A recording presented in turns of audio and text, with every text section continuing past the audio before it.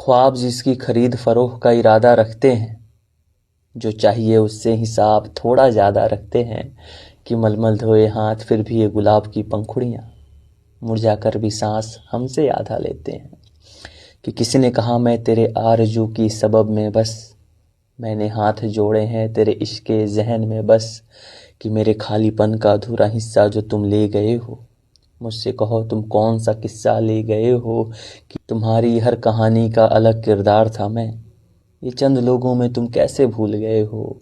कि मेरी दाहिनी कुर्सी के इकलौते हकदार थे तुम, कि मेरी दाहिनी कुर्सी के इकलौते हकदार थे तुम, ये चंद रातों में तुम कैसे भूल गए हो। कि आज 4 साल के बाद भी वो कुर्सी इंतज़ार में तुम्हारे धूल खा रही है।